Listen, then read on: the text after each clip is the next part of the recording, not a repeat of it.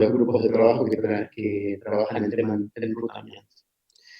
Entonces, para esta presentación en particular, me voy a concentrar en dos grupos de trabajo, uno que se llama Sixman, que se escribe Salesman, y otro que se llama V6Ops. Sixman es el grupo de trabajo que tiene dentro de su charter, o sea, de su documento de objetivos, el realizar el mantenimiento del protocolo, es decir, mantener el protocolo actualizado. Cuando me refiero a esto es, bueno, la definición del propio protocolo, los campos que hay, cómo se interpretan los campos, cómo se implementan determinadas funciones del protocolo, bueno, si las definiciones son correctas, y si hace necesario actualizarlas en algún sentido. El otro grupo, V6Ops, como lo sugiere un poco el nombre, incluye consideraciones más de tipo operativo. El IETF tiene en general esta división en muchos temas, en los cuales tiene un grupo que es del mantenimiento del protocolo y otro grupo donde se hace una especie de, que obra como una especie de foro de consideraciones operativas.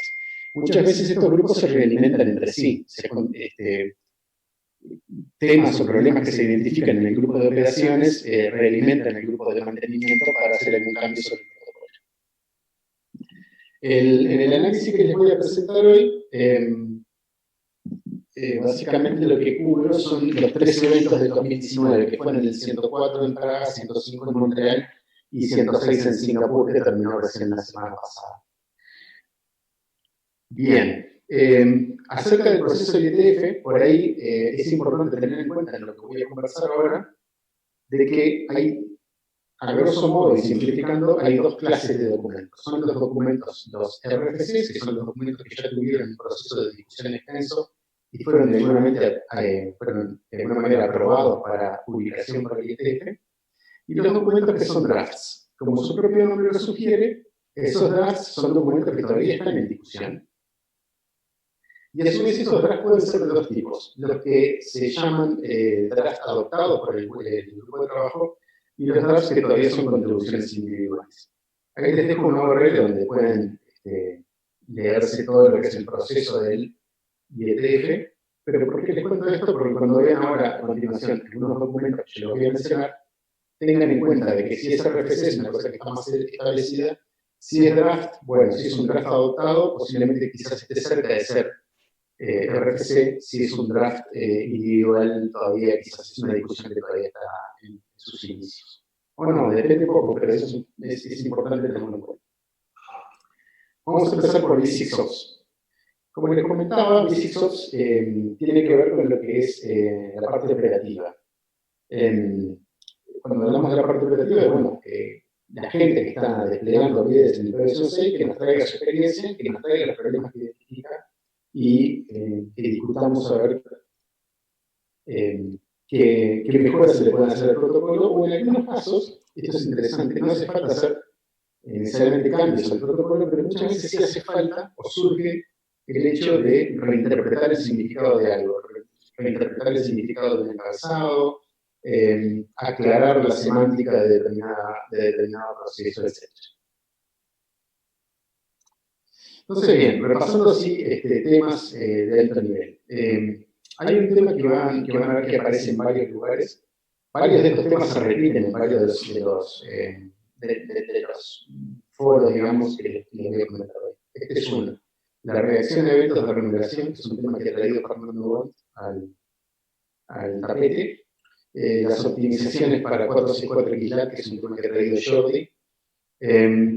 Los temas de descubrimiento de prefijo de NAT64 y un draft que me parece que es excelente, que viene a cubrir una cantidad de huecos que había, que es poner en un documento solo todas las consideraciones operativas de seguridad de redes y personas.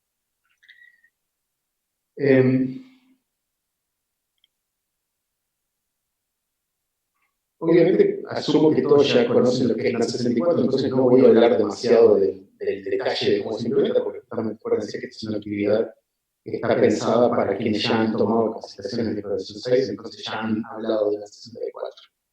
Entonces se acordarán que NAT64, que es una traducción de NAT, es una traducción, perdón, de paquetes de 6 a 4, es decir, paquetes hiperversión 6 que de alguna manera se transforman en paquetes hiperversión 4, se hace necesario utilizar un prefijo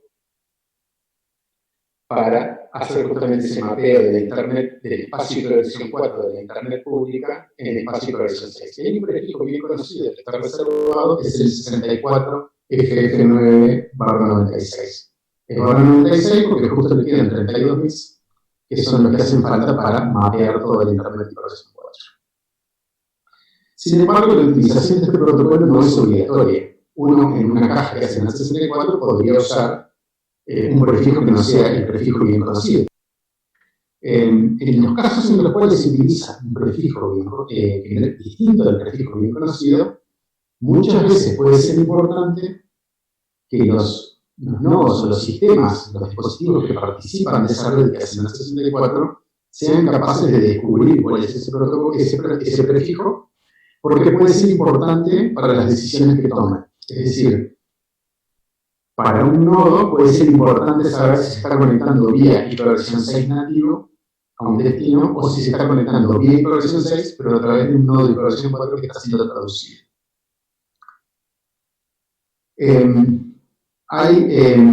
Por eso es importante para los nodos que participan en una red así poder descubrir el prefijo de la 64. Este problema aparece por varios lados, el tema de descubrir el prefijo.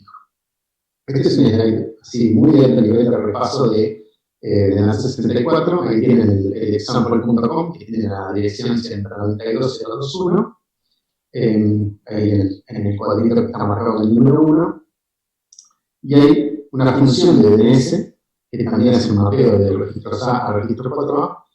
Y hay una función de NASA 64 que lo que hace es convertir los paquetes de un protocolo al otro y a su vez mapea las direcciones con un algoritmo especificado en los documentos, y la dirección P4.192.021 se transforma en la dirección IP versión 6 64F9B.2.C430.020. ¿Por qué esta herramienta es súper poderosa? Porque nos deja que en nuestra red interna hablamos solo de versión 6, no tenemos más doble stack, tenemos solo versión 6. Entonces, como les decía, el descubrimiento del prefijo hiperversión 6 que se utiliza para esto puede ser una cosa necesaria.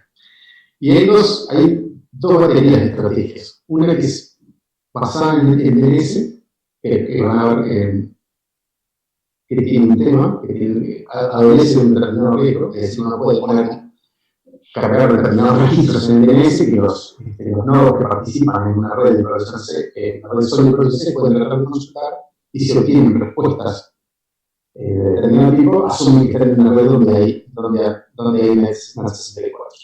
Sin embargo, hay un desafío muy importante en temas de DNS que tiene que ver con que cada vez menos los nodos que participan en una red usan su DNS local.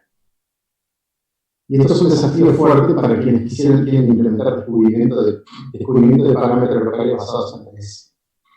¿Qué quiero decir con el no uso de DNS local? Bueno, mismo muchos de ustedes usarán el 888 o el 8844, ahora está de moda el 111 y el 999, o sea, DNS que no son parte del red local.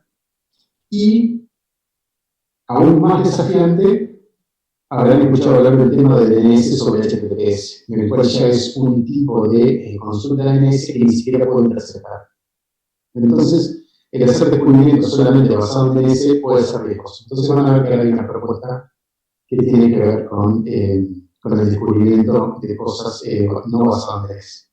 Entonces, bien, pasando al draft de consideraciones de seguridad operacional, que me parece uno de los documentos más relevantes que se está discutiendo en DCSOX, les dejo la URL ahí. Durante el evento del AMI de Panamá hice una presentación que era una versión mucho más corta de esta misma, en la cual hablaba del draft 19 del documento. Ahora en este momento está en el draft 21. Este documento es un documento largo, un documento extenso, tiene distintas secciones, habla de direccionamiento, habla de uso de ULAs, habla de seguridad en plano de control, habla de entornos enterprise, habla de entornos service provider, habla de entornos de usuarios residenciales. Entonces yo lo que les voy a comentar a continuación son algunas citas que me parecen súper interesantes, algunas recomendaciones que son interesantes, una que incluso me lleva a contrastar algunas cosas que nosotros mismos decimos en nuestras actividades. Entonces, bien, algunas citas, por ejemplo, en las consideraciones de numeración de equipos, ustedes saben que es buena práctica en cualquier red tener interfaces de grupo. Uno de los temas es siempre cómo asignar esas direcciones, y hay gente que te recomienda usar un 64 entero, hay distintas escuelas con eso. De todas las cosas que los autores de este grafo recogen, hablan de, para las lupas, utilizar un barra 128 por dispositivo, pero todos tomados del mismo barra 64. Es decir, asignamos un 64 al cual le decimos, bueno, vos vas a hacer de las lupas, pero para cada uno de los dispositivos usamos un 128 tomado de eso. ¿Por qué? Porque de esa forma es muy sencillo identificar cuando una dirección es una lupa, combinando una tabla de enrutamiento o haciendo un trace.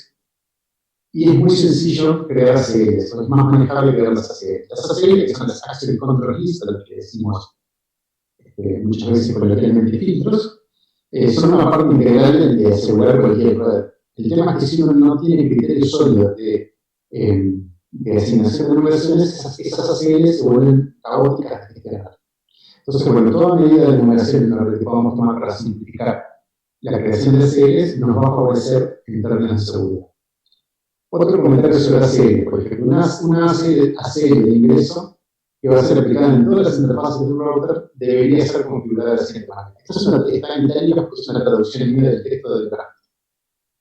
Entonces, miren las cosas interesantes que dice. Dice descartar paquetes de OSP versión 3, que dice cómo se identifican, el valor del DNS del 89, paquetes de RPG, puerto WP21, y dirección de origen en cualquier dirección que no sea el link local.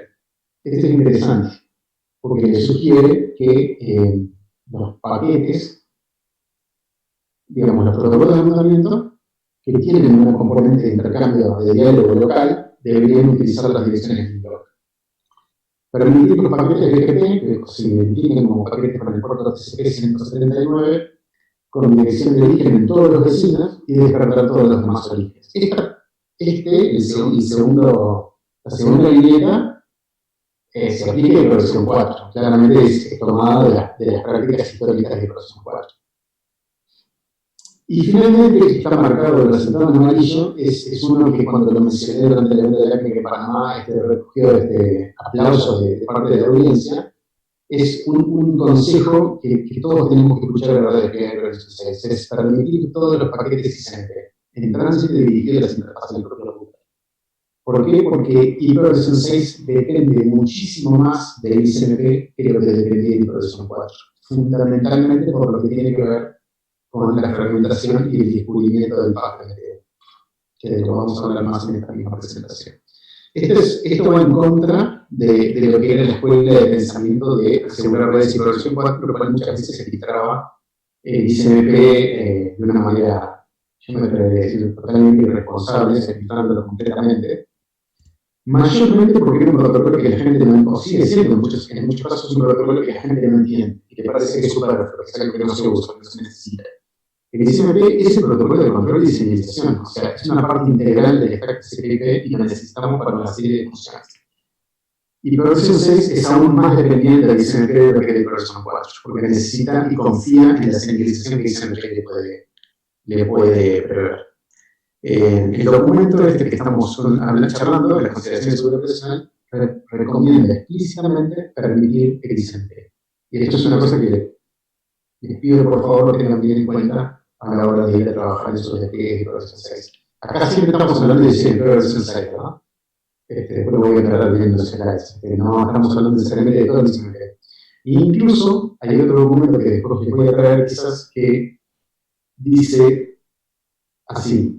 Bueno, si usted va a filtrar el ICMP, no le recomendamos que lo haga, pero si usted va a filtrar el ICMP, hágalo de esta forma. Entonces dice, bueno, los mensajes que son críticos de permitir, que por ahí sí pueden filtrarse, si que la gente lo quiere.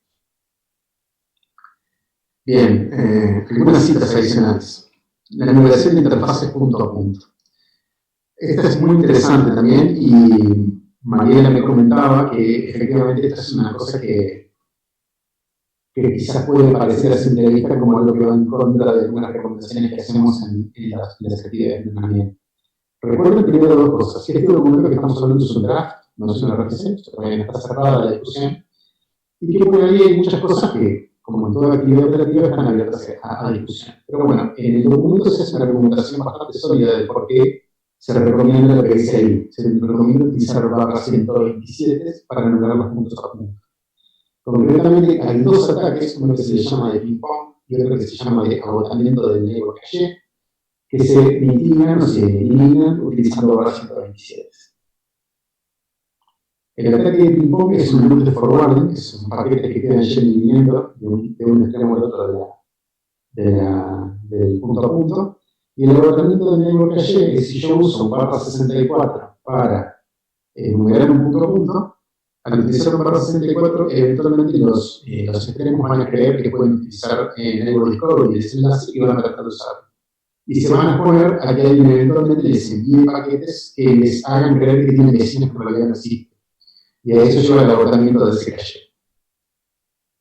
Ahora, efectivamente utilizar barra 64 para los punto a punto es sumamente práctico en términos de, primero que nada, escribir las direcciones. Si uno tiene que hacer un ping, un tradeoff, habría que escribir todo en barra 127, es súper engorroso. Por otro lado, cuando uno está mirando en la tabla de agotamiento, poder identificar cuáles son puntos a puntos es muy práctico, muy práctico. Entonces, hay algunas cosas de practicidad que se asocian a la utilización de barra 64. Pero acá, después de ahí le pongo un comentario del relator sería yo en este caso. Uno siempre puede reservar 64 para los punto a punto, que sería la recomendación que nosotros mismos damos en nuestros talleres. Pero a la hora de ir a enumerar la interfaz, usar un barra 127. Es decir, yo me reservo el 2001 de 8 café para los barra 64 para una one, pero ahora cuando voy a configurar el punto a punto, uso la dirección 1 de un lado, la dirección 0 de un lado, la dirección 1 del otro, y lo configuro con barra 127 en la interfaz. El resto de barra 64 no lo uso. No pasa nada, o sea, estoy en la misma situación que la anterior, pero tengo las ventajas de minimizar esta posible exposición a estos ataques. Hablando de mecanismos de transición en estas recomendaciones de seguridad, la recomendación de seguridad sobre los mecanismos de transición es una recomendación que ha ido variando con el tiempo. Es decir, los despliegues de versión 6 que existen en Internet al día de hoy son mayormente despliegues nativos, que usan relativamente pocos mecanismos de transición, sobre todo mecanismos de transición minimizados. Entonces, una de las recomendaciones que el documento hace es bloquear los mecanismos de transición basados en túneles a menos que se vayan a utilizar explícitamente. Entonces dice, bueno, arrancar con una especie de deny todos los túneles, y acá recomienda algunos cuales, los IP Protocol 41, IP Protocol 47, los puertos superiores 35 44, por ejemplo. Y bueno, si uno va a utilizar alguno de estos, habilitarlo explícitamente. El mecanismo de transición más utilizado hoy es justamente el NAT64, que no es un mecanismo tunelizado. Es un mecanismo basado en traducción, pero no es un mecanismo que implique túneles. Bueno, pasando a Sixman, al otro grupo de trabajo, el mantenimiento del protocolo, aparece el tema del descubrimiento del prefijo NAT64. De vuelta, van a ver que estos temas se repiten en varios lados. Path Network Discovery, que es otro tema interesante y sumamente importante, y el IPv6 y IRA. Esos son los temas que les traigo de Sixman. Entonces, el descubrimiento del prefijo NAT64 en Sixman hay un draft que propone agregar una opción en los mensajes de RA para notificar a los nodos que participan de una LAN cuál es el prefijo de NAT64. O sea, notificarlos de qué hay NAT64 en uso y con qué prefijo. Esto parece súper interesante, ¿no? Tiene el desafío siempre presente de que, bueno, hay que actualizar el software de los CPS, etcétera, etcétera, pero parece súper interesante. Tiene la gran ventaja de que no depende del DNS y que no depende del hecho de que eventualmente los nodos de esa LAN estén utilizando DNS externos. Y ni que hablar, evita el problema que nos causa la utilización, o la potencial utilización de DNS sobre IPs. Me parece, es simple, es una idea simple y a mí me parece que es súper interesante. descubrimiento del Path MTU. El famoso descubrimiento del Path MTU, que seguramente es algo que vieron en los cursos y que siempre conversamos en los cursos, es uno de los temas recurrentes en hiperversión 6 porque es una de las cosas peor entendidas y que, sobre todo en los inicios, digamos, del Internet en hiperversión 6, más problemas causaba, si se quiere. No tengo un slide, pero les voy a contar así, como quien recita, como mi juglar, cómo funcionaba el Path MTU, o cómo funciona actualmente el Path MTU basado en ICMP. El Path MTU funciona tanto en hiperversión 4 como en hiperversión 6 con la transmisión de mensajes de distinto tamaño y escuchando las respuestas, los mensajes ICMP que retornan. Es decir, cada router conoce cuál es la MTU de sus enlaces, porque eso es una propiedad del hardware, es una propiedad local. Entonces lo que hace es, bueno, la MTU no va a ser más grande que la MTU propia. Entonces manda un paquete de prueba del tamaño máximo que él puede mandar. Digamos, el clásico 1500 bytes, ¿no? La MTU de Ethernet. El siguiente router, si se encuentra que ese paquete no lo puede transmitir porque él tiene un enlace con MTU menor, lo que va a hacer es devolver un error hacia atrás diciendo que ese paquete fue descartado porque se excedió el MTU. Entonces el router el router original va a saber de que efectivamente más adelante hay una restricción de MTU. En hiperversión 4 los routers pueden decidir fragmentar, pero acuérdense que la gran diferencia entre hiperversión 6 y hiperversión 4 es que los routers en hiperversión 6 no fragmentan, los que fragmentan son los extremos. Entonces los que necesiten conocer la MTU son los extremos. Y para que los extremos conozcan la MTU del camino, los paquetes ICMP deberían estar permitidos en todo el path. Y esto es donde a veces, lamentablemente, fallamos. ¿Por qué? Porque alguien en el medio decide filtrar. Entonces, este documento este documento es más controversial, y te les voy a contar por qué. Propone introducir un mecanismo para detectar la MTU que es distinto de la utilización del ICMP. Y lo que propone es la utilización del encabezado de extensión, una opción hop by hop, que es muy simple, que se compone de dos campos, uno que se llama reported MTU y otro que se llama return PMTU. Y la idea es que en un paquete de hiperversión 6, cuando se transmite hacia adelante, los routers van reportando su MTU. Es decir, en el ejemplo original, el router original envía su reporte de MTU 1500, porque esa es la MTU que tiene. El paquete en principio puede ser de un tamaño pequeño para asegurar que pase por todos lados, ahí habrían distintas estrategias. Y cada router por donde el paquete va pasando, en el momento de ser enrutado, si el router que lo está, digamos, switchando detecta de que la MTU hacia adelante es menor, cambia el valor del campo reporte de MTU por el valor que corresponde. Es decir, 1500 lo pasa a 1400, por ejemplo, y así sucesivamente. Cuando el paquete llega a destino, la reporte de MTU en sí fue la MTU más pequeña que ese paquete vio durante su tránsito. Y entonces, ¿qué es lo que hace el destino? Devuelve el paquete hacia atrás con ese valor en el campo return PMTU. Entonces, de esa manera, el origen aprende el MTU del camino sin depender del CMP.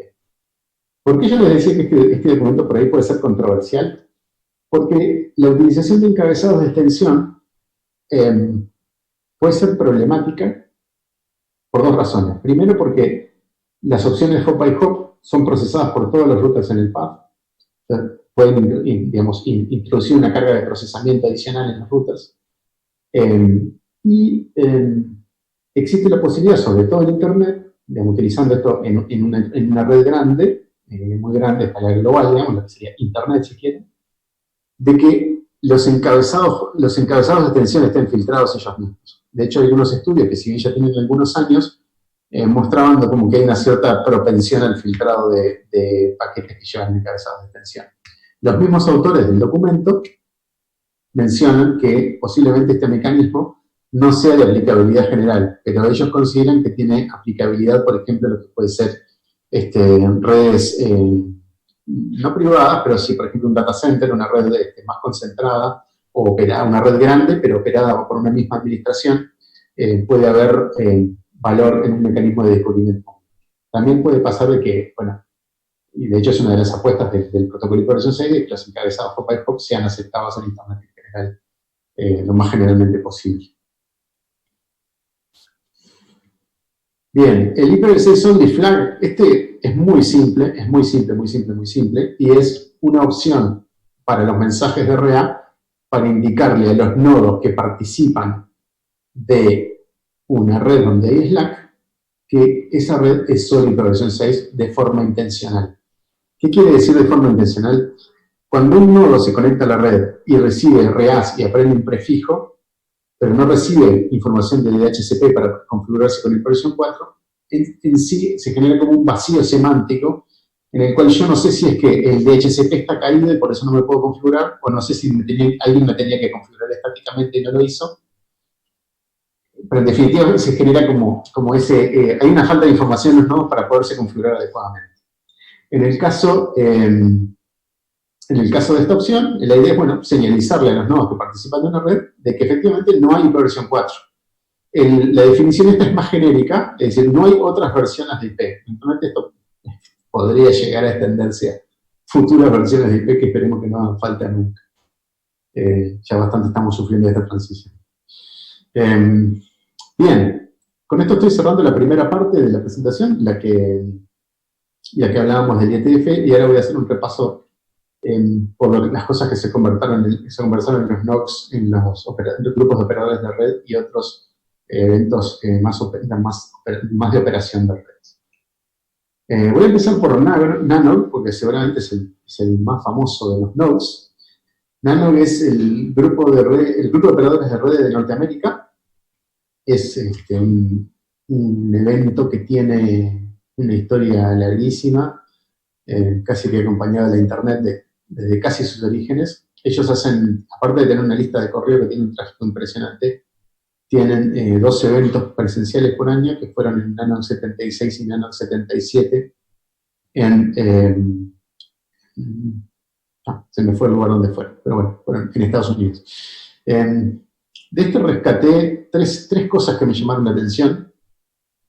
Una presentación que era un Lightning Talk, el título es IPv6 Adoption, IPv6 Adoption is Killing My Throughput, que ahora les voy a contar un poco de qué habla, y critica el uso de determinada opción de DHCP como mecanismo de despliegue de hiperversión 6.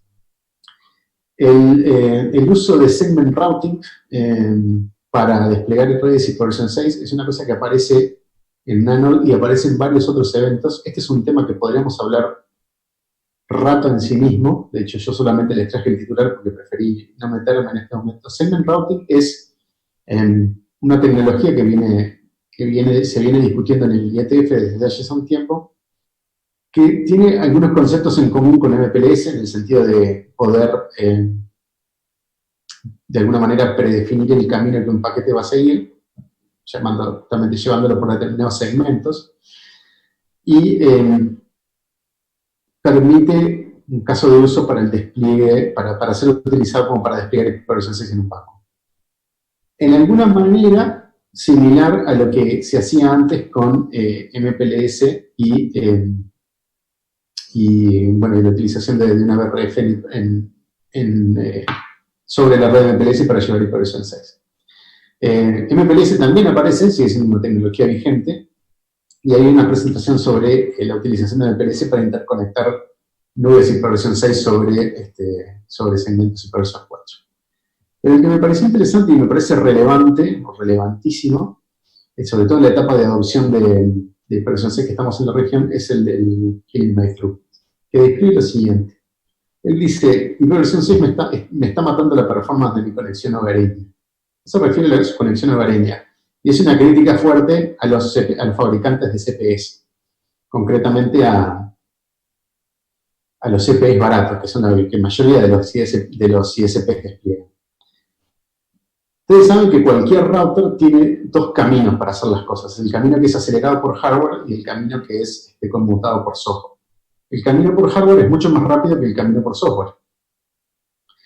Entonces siempre preferimos que todo vaya por el camino por hardware. Los CPS, incluso los baratos, ya el hiperversión 6 nativo también es acelerado por hardware. La mayoría de ellos, ¿no? Seguramente pueden haber excepciones. El problema es que si yo voy a utilizar algo que es basado en túneles, casi seguramente lo que es tunelizado no es acelerado por hardware, sino que pasa por el procesador. Entonces dice, si mi ISP utiliza mecanismos para darme hiperversión 6 que son basados en túneles, me va a pasar lo de la gráfica. Es decir, en la gráfica de arriba, en la cual todo lo que estoy haciendo es acelerado por hardware, tengo una utilización de mi link muy alta y una utilización de CPU muy baja. Cuando me voy a lo que es conmutado por software, tengo la situación exactamente inversa, que es muy mala, que es tengo una utilización de CPU muy alta y un bajo throughput, ¿verdad? ¿Por qué le pasa esto? Porque su ISP utiliza una opción de DHCP, que es la opción 82.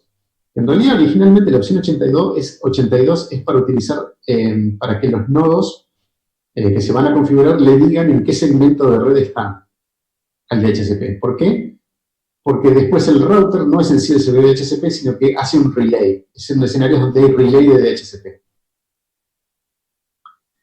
En el caso de él, el camino intermedio entre su CPE y el dispositivo que le da hiperversión 6 es un túnel que se provisiona con la información que le brinda el DHCP opción 82. Y entonces eso hace de que su hiperversión 6 vaya por el camino conmutado por software y se le haga lento. Entonces dice, cada vez que aumenta el despliegue de hiperversión 6, a mí la internet me anda peor.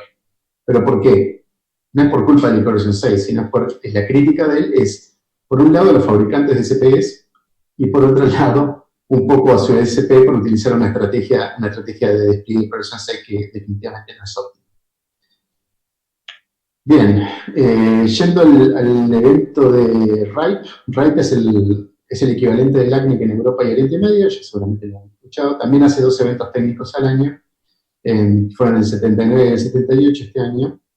Y de los temas de hiperversión 6 que se discutieron, el que me pareció interesante para traerles es el tema de los data centers solo hiperversión 6, que es un tema que, de hecho, ya les paso el aviso, es un tema que desde el ACNIC vamos a estar trabajando y seguramente promocionando en el año que viene.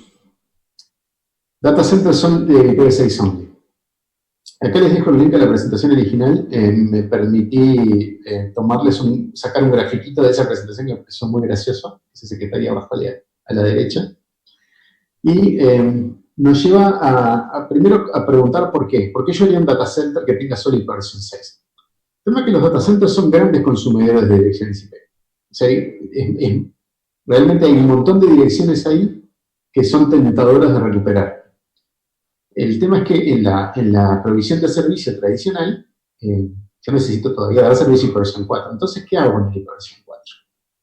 Bueno, el concepto general es, bueno, las máquinas físicas y máquinas virtuales que están dentro del data center van a tener solamente hiperversión 6. Y el hiperversión 4 va a ser un servicio que le voy a dar en el borde de la red, va a estar solo en el borde de la red y se lo voy a brindar como servicio a las máquinas que están dentro. Entonces, hay distintas técnicas para hacer esto. Yo les voy a describir con una slide una y les voy a contar la otra. Pueden haber más, ¿verdad? Yo voy a hacer un poco una caracterización un poco binaria. Y no necesariamente son incompatibles. Uno podría tener un data center que emplea las dos. Hay algunos desafíos que son interesantes. Recuerden que si yo tengo máquinas que hablan solo de versión 6 y estoy tratando de correr software o servicios que hacen bind de un socket a la dirección 000 de versión 4, o peor todavía, o más imperdonable, que siguen usando literales de versión 4 embebidas en aplicaciones web, por más que el resto de la aplicación funcione perfectamente en hiperversión 6, eso no va a andar por un tema que no va a estar escuchando en el socket de hiperversión 6. Por ejemplo, hasta el día de hoy sigue siendo la configuración por defecto de algunos de software que viene en paquetes en algunas distribuciones de Linux, increíblemente. Ellos hablan un poco también de algunas limitaciones de hardware, lo que tiene que ver, por ejemplo, con el booteo por red, que es una cosa que en un data center grande es fundamental, de que siguen habiendo placas madre que solamente soportan PXE por IPv4. Ahí puede ser un poco más complejo de resolver y, de hecho, si ustedes van a ver la presentación original de esta gente, que son no suizos, van a ver que ellos terminaron poniendo la hiperversión 4 privado a algunas cosas que necesitaban bootear. Entonces, El punto 1 de aplicación de servicios que escuchan solo en el 000, eso generalmente es una cuestión de configuración y se arregla relativamente fácil. El caso de los literales y PowerShell 4 eventualmente necesita de desarrollo y quizás no es aplicable para todos. Entonces, bueno, este es un ejemplo, es un diseño de Data Center y PowerShell 6 que de hecho yo había armado hace un tiempo como una posibilidad para implementar como laboratorio en la CNIC. Es una de las alternativas. Una de las alternativas es para hacer un data center solo y PowerShell 6 es utilizar el NAT 64 al revés. Es decir,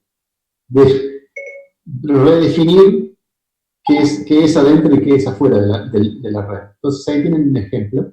Los servidores que están abajo, server 1, 2 y 3, tienen solamente PowerShell 6.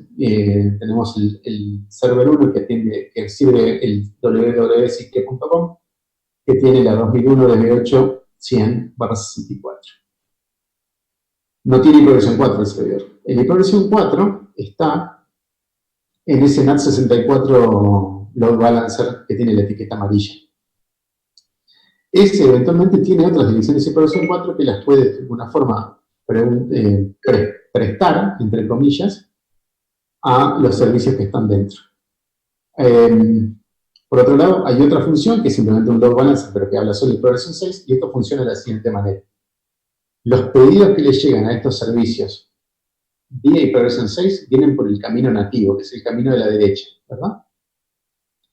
Y los pedidos que llegan por hiperversión 4 terminan en el NAT 64 y son convertidos a hiperversión 6 hacia adentro. Este es un escenario donde claramente es importante que los nodos sepan que están usando NAT 64. Este es un diseño posible. Es relativamente limpio y soporta servicios que no son HTTP. El tema es que esto tiene algunas debilidades, como pues el hecho de que no necesariamente acá uno va a borrar tantas direcciones. Sí se va a borrar un montón de direcciones que tienen que ver con infraestructura, pero no tanto en los servicios mismos. La otra estrategia que les comentaba pasa por la utilización de proxies HTTP, que son capaces de convertir conexiones, de recibir conexiones HTTP vía hiperversión 4 y proxearlas sobre hiperversión 6. Incluso pueden hacer cosas bastante inteligentes, como hasta repartir tráfico, balancear tráfico. Hay hasta software libre que permite hacer eso. Notablemente hay un software conocido que se llama HAProxy, que se puede utilizar exactamente de esa manera, tal como se las describo. Esa solución es quizás hasta más fácil de implementar que esta, pero a su vez sufre, si se quiere, de la desventaja de solamente, con algunas comillas, digamos, pero mayormente soportar aplicaciones que son HTTP. En definitiva, este es un tema que se está posicionando fuerte. La gente que fue pionera en el tema de los data centers y IPv6 son en su sentido fue Facebook, que lo hizo hace muchísimo tiempo. Pero este es un tema que aparece como la siguiente frontera de donde recuperar hiperversión 4 público para llevarlo a otro lado. Cambiando de evento, me voy más cerca de la región, el foro técnico del ACNIC y el evento del ACNIC, que son las reuniones de operaciones que hosteamos dentro del ACNIC. Una es propia del ACNIC, que es el FTL, que lo hacemos en mayo, y el otro es el evento del ACNIC, el grupo de operadores de red de América Latina y Caribe, que hace su evento colocado con el evento del ACNIC que se hace en octubre. Entonces, traigo un par de temas, van a ver los temas que se repiten. La presentación de Fernando sobre la remuneración en el TAC y las consideraciones de despliegue 464 de Short. Hay un tema adicional que se olvidó que no lo voy a mencionar acá porque ya tuvo una presentación, un webinar específicamente sobre ese tema, que fue la detección de Open Resolvers en hiperversión 6, que es Alejandro, que es uno de los miembros del equipo de la. Entonces, quería comentarles un poco más acerca del tema de la remuneración en el Slack, porque es un problema que efectivamente existe y es bastante molesto, dependiendo del ISP de cada uno. En mi caso, en mi servicio hogareño, donde yo vivo, sufro de este problema, y de hecho lo tengo que arreglar de maneras un poco non santas. Y les cuento el problema cuál es. Si ven el dibujo de la derecha, Este es un diagrama muy esquemático de lo que es un despliegue de version 6 residencial estándar. En mi caso yo tengo un CPE, un equipo de un routercito, digamos, que recibe por DHCP Prefix Delegation un prefijo de mi ISP. El CPE después toma ese prefijo y lo anuncia hacia los dispositivos de mi casa usando REACT, ¿verdad? Porque ustedes saben, porque lo vieron en los cursos ya, de que los anuncios de RPA incluyen un campo que es una especie de time period del prefijo. Es decir, mientras dure ese time period, los routers, los dispositivos, perdón, deberían seguir utilizando ese prefijo. Ahora, esos time periods muchas veces son extensos. Puede ser días o incluso más tiempo. Y a los CPEs les pasan cosas. Les pasan cosas de dos clases. Una es, se reinician, ¿verdad? Se calientan, ahora viene el verano y no tenemos aire acondicionado, entonces se nos reinician porque se nos calientan. O se reinician porque tenemos una baja en la tensión de la luz. O la otra familia de cosas es los ISP que siguen insistiendo en pleno siglo XXI en la utilización de prefijos que no son fijos. Es decir, son prefijos variables que rotan como en la época de versión 4. Entonces, ¿qué pasa? Cuando el CPE cambia de prefijo, ya sea porque se reinició o porque el prefijo rotó, el CPE no guarda estado de esa situación. No tiene ningún recuerdo de cuál era su prefijo anterior. Y lo que hace es simplemente empezar a anunciar por RA hacia adentro el prefijo nuevo. Pero el time de los prefijos anteriores es muy posible que aún esté vigente. ¿Esto qué es lo que causa? De que prefijos válidos se empiecen a acumular en los dispositivos. Antes de implementar alguna investigación en mi casa, llegué a ver hasta 10 o 12 prefijos acumulados en las interfaces de Linux que tengo en casa.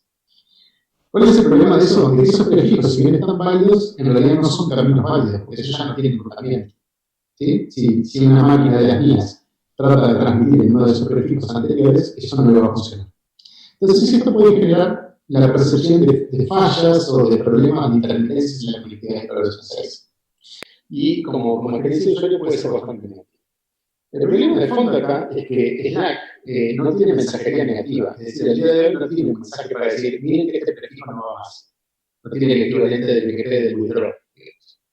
Y eso es un problema, y ese es el problema de fondo. Hay estrategias para mitigarlo, que es un poco de lo que hablan los distintos documentos. Entonces, bueno, hay dos posibles soluciones operativas. Perdón, hay dos tipos de soluciones. Algunas operativas y algunas son mejoras de nivel de protocolo.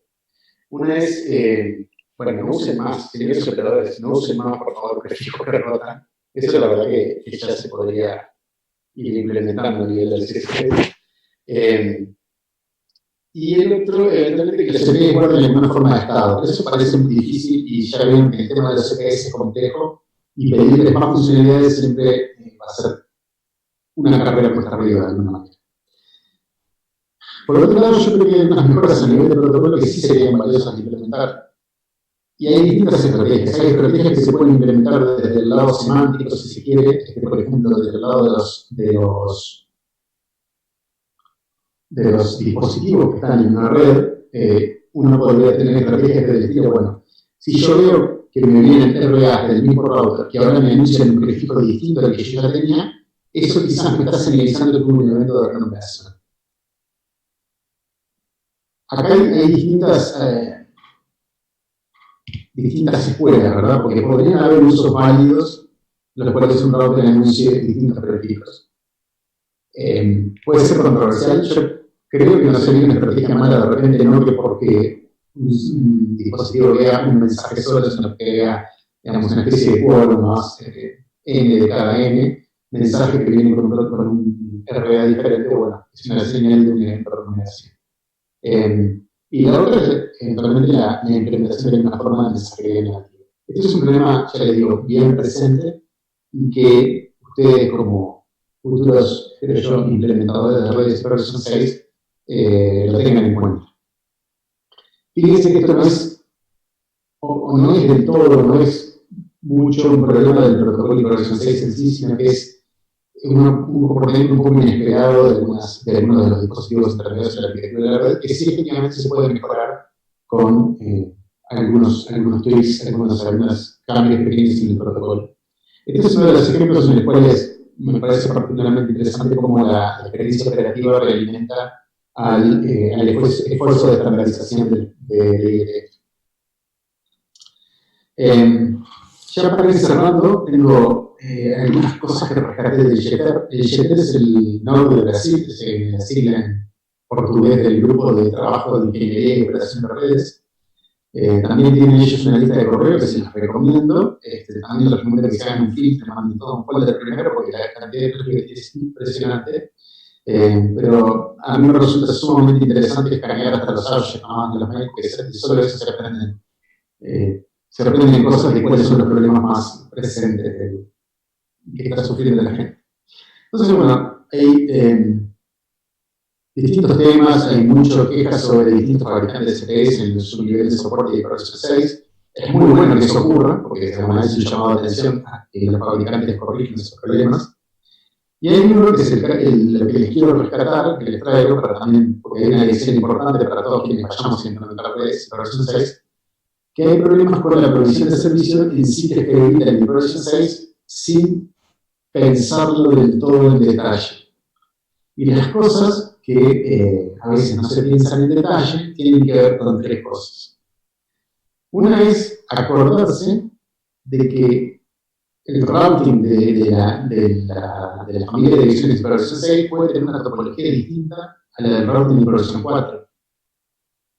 Por más que yo me esté comunicando entre el mismo origen y el mismo destino, no hay ninguna garantía, y de hecho en la mayor parte de los casos va a ser diferente, que los paquetes, digamos, que las comunicaciones por el Progression 4 recorren el mismo camino que las comunicaciones por el Progression 6.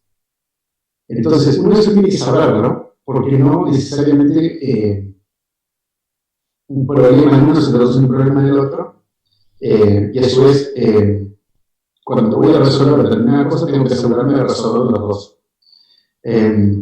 La configuración de ACL de esos filtros tiene que ser equivalente. Es decir, no puedo hacer una lista en Progression 4 y no actualizar su equivalente en Progression 6 y viceversa.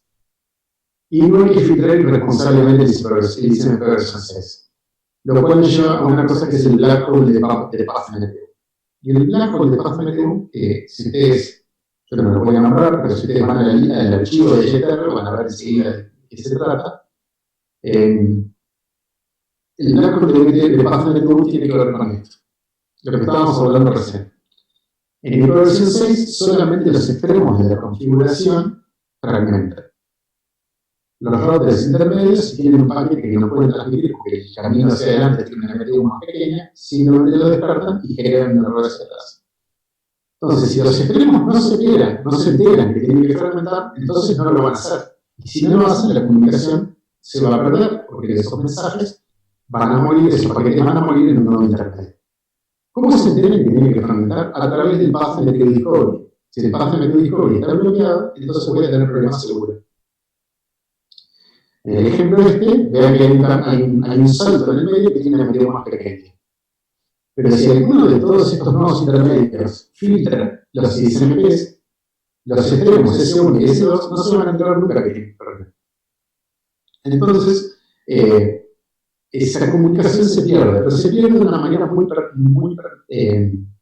perniciosa, porque se pierde y no me estoy dando cuenta de que se está perdiendo. Nunca me entero de que los paquetes se están perdiendo. Entonces, ¿en qué se transmite eso? En una experiencia de usuario muy mala, porque, por ejemplo, nunca se dispara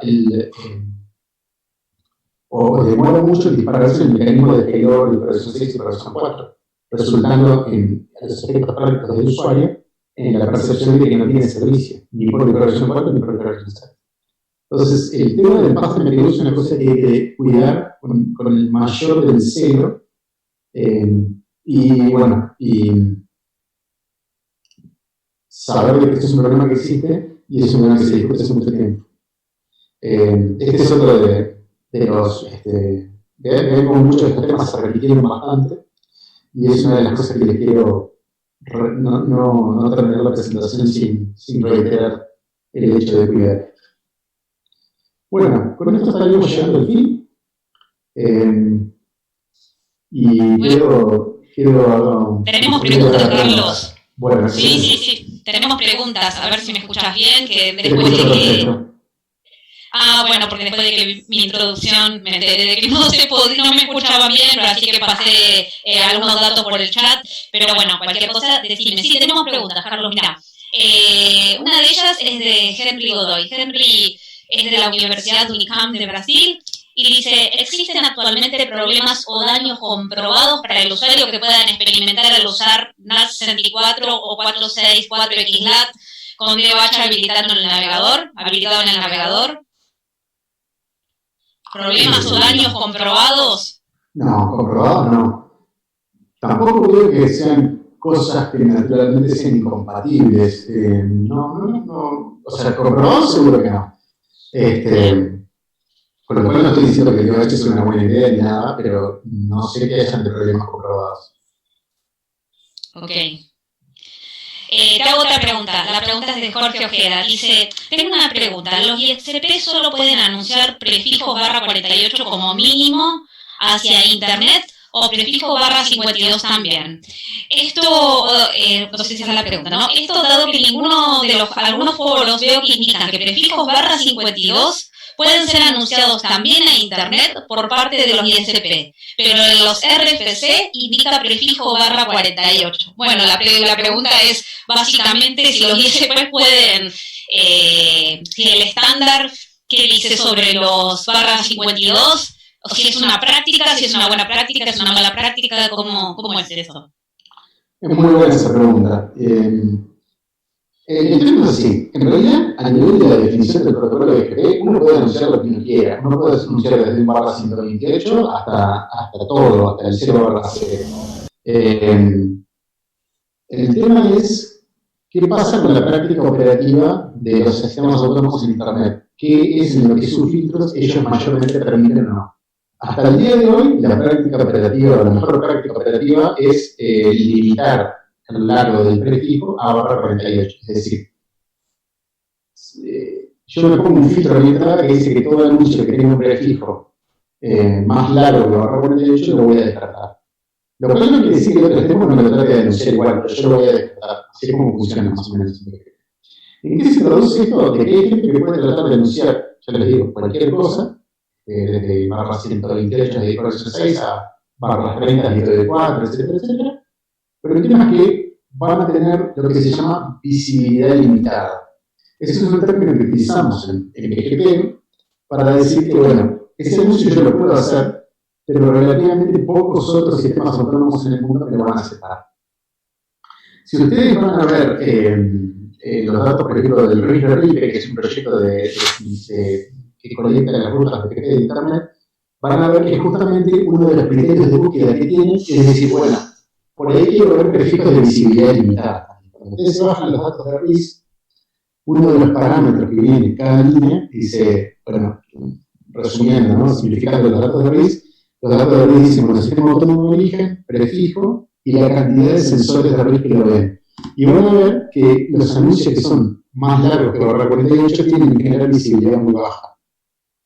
Los /48 tienen en general visibilidad del orden de 300, que si 300 píes de RIS los ven, pero los anuncios más largos de 48 tienen cosas como visibilidad 20, visibilidad 30, o sea, muy poquito de los nodos los ven. Y generalmente esos son los nodos que están circunscritos a la cercanía de donde se origina el anuncio. Así es como funciona. No quiere decir que las prácticas operativas no puedan cambiar. Esto quiere decir que quizás en el futuro alguien va a decir, bueno, quizás deberíamos filtrar en /52 o deberíamos filtrar en /40.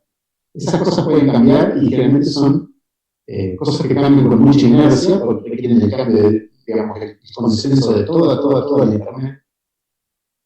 Pero definitivamente pueden cambiar. Pasa algo similar con IPv4 4. En IPv4 4 el anuncio de prefijo más largo que es aceptado globalmente es el /24. Pero en función del agotamiento de IPv4 4, efectivamente han habido algunas voces que han dicho, bueno, quizás le podríamos relajar un poquito a /25 o /26. Eso a su vez tiene un costo. Tiene un costo en el sentido de que se me crece la tabla de enrutamiento, ¿verdad? Y eso tiene un costo literalmente medible en dólares porque modifican que tenga que agregar routes. Bueno, por eso creo, Carlos, que es muy importante también la recomendación de pertenecer siempre a los grupos, a los foros y a los grupos, bueno, en nuestra región, por ejemplo, al grupo de LACNOC, para poder estar al tanto de todo este tipo de prácticas y si en la comunidad, digamos, hay alguna práctica que se prefiere o no, o sea, no está estandarizado exactamente cómo es que hay que anunciar los prefijos. Exacto. Te cuento que cuando vos estabas hablando de esto, César Padilla comentaba y decía, se supone que el ACNIC reserva barra 44, pero normalmente se adquieren barras 48 y los ISP no publican menos con barra 48. ¿Vos estás de acuerdo con esto que está diciendo César? Porque él dice, se supone que el ACNIC hace esto. En realidad, el mecanismo de asignación es un poquito más complejo que eso. Efectivamente, yendo a las épocas históricas de versión 4, cuando la versión 4 era abundante, se manejaba el concepto de reserva. Es decir, si tú venías y pedías un barra, digamos, 18 de la CNIC, la CNIC reservaba de repente hasta el barra 16. ¿Por qué? Porque se asumía que tu red seguramente iba a crecer y siempre era mejor asegurar la agregación de las tablas, es decir, la siguiente asignación que yo te haga sea el barra 18 consecutivo. En hiperversión 6 no se hacen estrictamente reservas. Es decir, pues las reservas en sí son muy ineficientes, el concepto de reserva es muy ineficiente. Porque efectivamente bloquea un recurso para el uso de todos los demás. Pero hiperversión 6 tiene una ventaja, que es que el espacio de numeración es tan grande que nos podemos dar el lujo de hacer lo siguiente. Alguien viene y me pide un barra 48. Yo se lo asigno. Entonces se aplica un algoritmo que se llama Sparse Allocation, que está descrito en documentos que están disponibles en Internet. En el Sparse Allocation dice que el siguiente cliente que me venga a pedir un barra 48, no le voy a dar el barra 48 consecutivo que tenía anteriormente. Voy a elegir otro barra 48 con un criterio que tiene que ver con el cambiar de orden, cambiar de valor, switchar, digamos, determinados bits. Y lo que va a hacer es que el siguiente barra 48 que voy a asignar va a ser un barra 48 que va a estar lejos en el espacio total.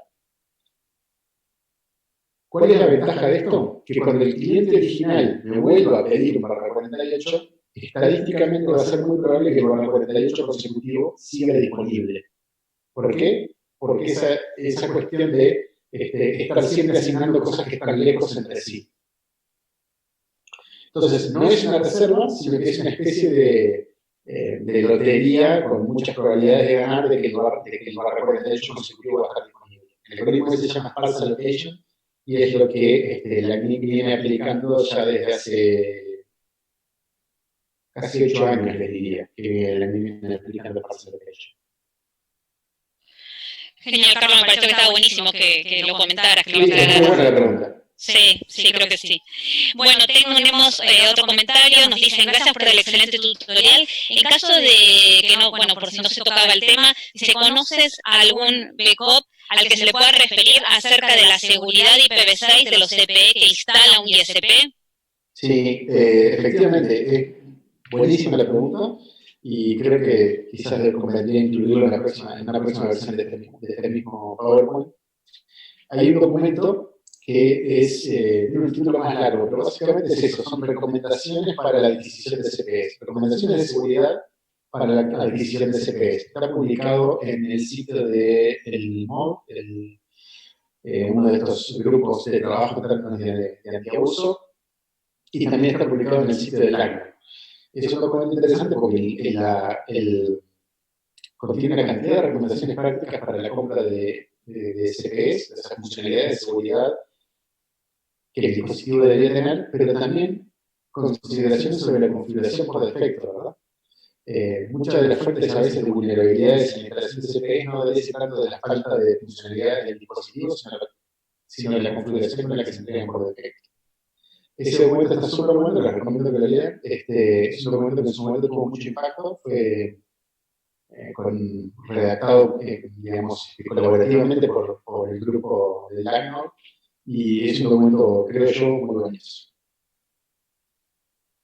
Genial. Bueno, acá tenemos un comentario de Henry que en realidad explica por qué es que él había hecho su pregunta acerca de NAT64 y DOH. Él dice en una diapositiva, Carlos comentó sobre NAT64 con DOH, que podría haber un problema. Dice, al menos esto es lo que entendí. Dice, por eso es que él hacía esa pregunta. Está bien.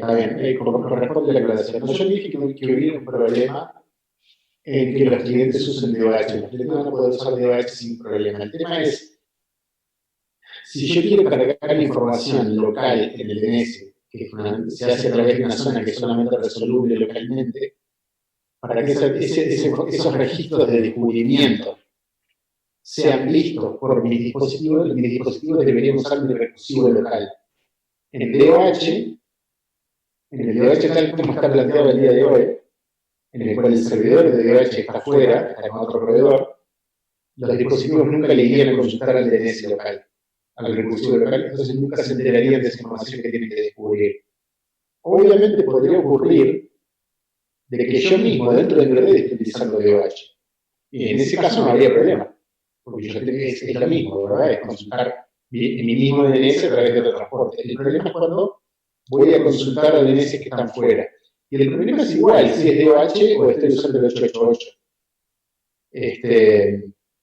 Digamos, el problema, si se quiere, es utilizar el DNS para hacer descubrimiento de parámetros locales y es cada vez menos confiable porque cada vez más usuarios utilizan servicios de DNS que están fuera de la red local.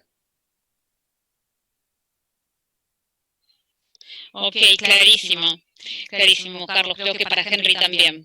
Bueno, nos dice Cristian Hernández, dice, respecto a la filtración de ICMPv6, ¿se debe permitir también hacia adentro de una red LAN o es posible filtrar paquetes como ping o trazas IPv6? No, justamente hay que permitirlo hacia la red LAN. Como les decía, hay algunas recomendaciones que dicen, bueno, está bien, si usted igual quiere filtrar, debería filtrarlo de acuerdo a estos criterios. Pero fundamentalmente es el LAN, porque recuerden que los que tienen que fragmentar son los extremos. Son los que más necesitan el IPv6, el ICMPv6 son los extremos de las comunicaciones, que son los celulares, la PlayStation, el Node. Esos son los que necesitan poder descubrir el path NPV. En el caso de los routers, si uno está preocupado por el tráfico ICMPv6 que pasa por los routers, todo router moderno tiene estrategias de lo que se llama protección del plano de control. Los routers modernos, en lo que les comentaba del camino de switching por hardware, el camino de switching por software, tienen mecanismos para proteger su plano de control. Entonces pueden hacer cosas como hacer rate limiting de ICMPv6 local, incluso el descarte selectivo de algunos paquetes, y protegerse a sí mismos. Pero justamente lo que más necesitan la mensajería ICMPv6 son los extremos de la comunicación. Que de un lado es el server y del otro lado son los dispositivos que tenemos arriba de la mesa. Claro. Exacto. Carlos, mira, después hay un comentario, bueno, una pregunta en realidad de Fabián, pero es de la que ya estuvimos hablando. Fabián va a estar de acuerdo con nosotros, dice cuál es la mínima máscara permitida para publicar hacia Internet por los operadores, es lo que estuvimos hablando hasta ahora. Y te digo, tenemos dos preguntas más, si te parece, las dos últimas. ¿Cómo hacer la transición a IPv6 si todavía hay algunos sistemas que usan IPv4? ¿Se puede usar NAT64 para que los antiguos sistemas de IPv4 se puedan seguir usando y puedan convivir con redes IPv6 nativas? Sí, perfectamente. De hecho, la estrategia recomendada al día de hoy es, dependiendo de la escala de tu red, es usar IPv6 nativo y IPv4 eventualmente nateado o traducido. Usar NAT64 sin duda que es posible. NAT64 en su forma un poquito más elaborada, que es el 464XLAT, en el cual hay, hablando así de una forma muy grotesca, hay como un IPv4 de mentira local a los dispositivos. Pero definitivamente es una forma de NAT64. El 464XLAT tiene la gran ventaja de que evita de que yo tenga que tener una red completamente dual stack. Tener una red completamente dual stack, si uno tiene despliegues de red muy grande, tiene un overhead de operación significativo. Es decir, lo que yo les comentaba recién de asegurarme de que mi enrutamiento está bien, tanto en V6 como en V4, que mis ACLs están bien tanto en IPv6 como en IPv4, y sin duda que es un overhead administrativo. Si yo no puedo evitar tener hiperversión 4 en toda la red, tener solo hiperversión 6, entonces vuelvo a la misma situación de antes, tengo que mantener un solo protocolo. Y el hiperversión 4 lo doy como un servicio en el borde. ¿Cómo lo doy? Bueno, ahí hay distintas formas, pero mayormente la comunidad de Internet está decantando hacia el 4 hacia el 4 digital.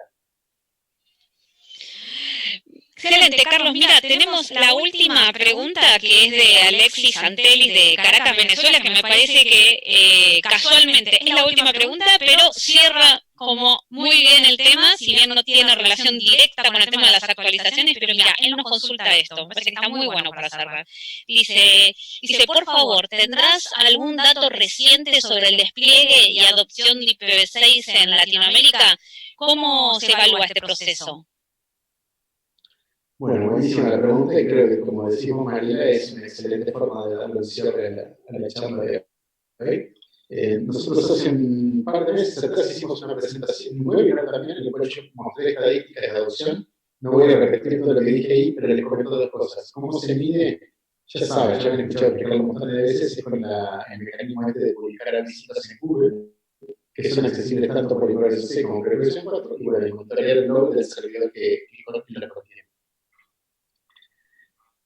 Esa es la mejor, casi que diría que la única forma de poder determinar, observándolo externamente, cuando una red tiene hiperversión 6 o no y cuántos usuarios de esa red tienen hiperversión 6 o no. Entonces, cuando yo hablé de porcentajes a continuación, no es tráfico, no es porcentaje de los gigabits por segundo, sino que es porcentaje de los usuarios de determinado país o de determinada red que tienen hiperversión 6. Entonces, la media mundial de usuarios accediendo a Internet por hiperversión 6 está en este momento muy cerca del 30%.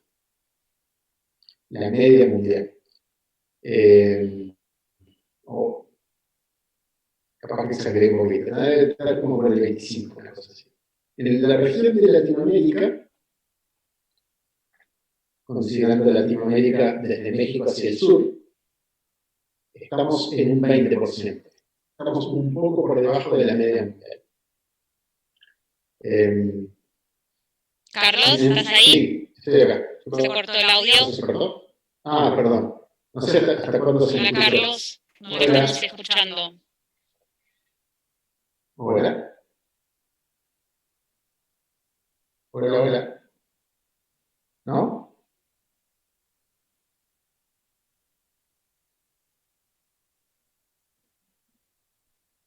¿Se escucha? A mí me dicen que sí se escucha. Ah, perfecto. Bueno, sigo entonces. Lo que les decía, el despliegue en Latinoamérica es un poco por debajo de la media mundial.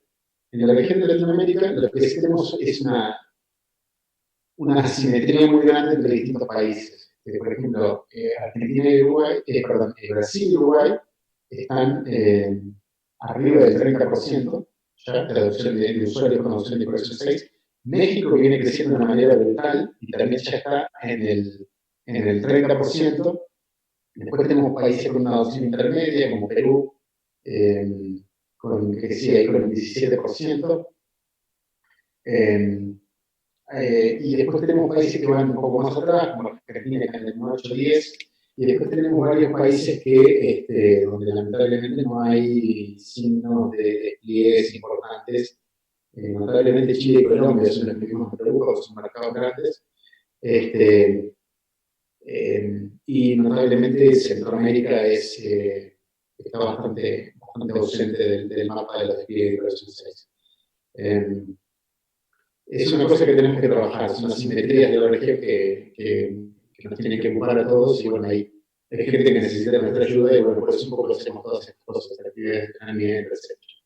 En Estados, si vamos a América del Norte, ahí está empujado por Estados Unidos, está por arriba del 50 ya, y es interesante cuando se pasa del 50 porque el protocolo que empieza a ser el protocolo parasitario es el hiperversión 4. Entonces, bueno, el poco valor que se le daba al hiperversión 6 antes, quizá le empiece a pasar al hiperversión 4. Hay casos muy notables de despliegues gigantescos, como por ejemplo India, que es un país de 16 millones de habitantes, está por encima del 50% ya.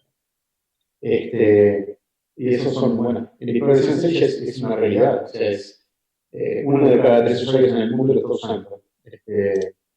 Entonces, ya es una cosa que no es ignorable.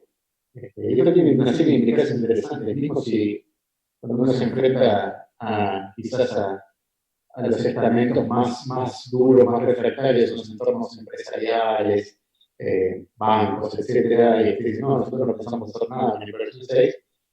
Cuando uno de cada 3 usuarios en el mundo sí lo usa, es un poco temerario decir, no, no voy a hacer nada. Entonces, yo lo que le trato de decir es que, bueno, alguna estrategia debería tener, cuanto más no sea, ser capaz de monitorearlo. Cuanto más no sea, bueno, si no vas a querer usar el Progress 6, tomar las medidas para adecuadamente filtrar lo que mencionábamos antes, todo lo que son túneles, etcétera, etcétera. Después podemos dejar, María, también un link a la presentación de las estadísticas, o pueden googlear ahí las estadísticas de Progresión 6 de APENIC, que son en definitiva los que producen la información. Sí, claro, claro que sí. Podemos dejar algún link o podemos agregarlo a la presentación tuya que la vamos a compartir. Perfecto. Sí, me parece genial. Sí, surgió, está ahí muy bueno ponerlo. Bueno, genial, Carlos, muchas gracias. Entonces, si estás de acuerdo, hacemos el cierre. Voy a compartir mi pantalla porque hay algunas... Dejo de compartir la mía. Dale.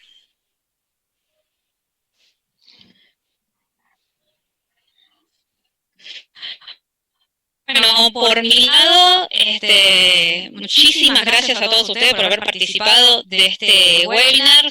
Duró bastante más de lo que pensábamos, estuvimos casi hora y media conectados, pero creo que valió la pena, no sé, estuvo muy, muy interesante.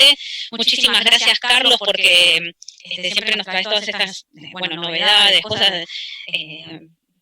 prácticas, cuestiones que uno por ahí no las tiene en el día a día, está buenísimo escucharlas de personas con mucha experiencia. Quiero dejarles en pantalla la dirección de consulta de lo que es la plataforma de comunicación de LACNIC, training@lacnic.net. Escríbanos, sugiéranos de lo que quieran, capacitaciones, webinars, y nosotros atendemos todo y tratamos siempre de armar los programas y todo lo que ofrecemos a la comunidad en función de la demanda. También tienen en la web de LACNIC la sección de webinars, consultar los webinars que ya se realizaron y ahí están los videos de cada uno de los webinars. Lo mismo va a pasar con el webinar se grabó, así que van a poder tenerlo con ustedes en unos días. Además, le vamos a mandar un mail con el link. Bueno, sin nada más que decirles, nuevamente muchísimas gracias, Carlos, gracias a todos los que estuvieron acá y nos vemos en un próximo webinar. Creo que estamos ya terminando, pero muchas gracias por haber participado. Carlos, muchas gracias. Muchas gracias. Nos vemos pronto. Nos vemos.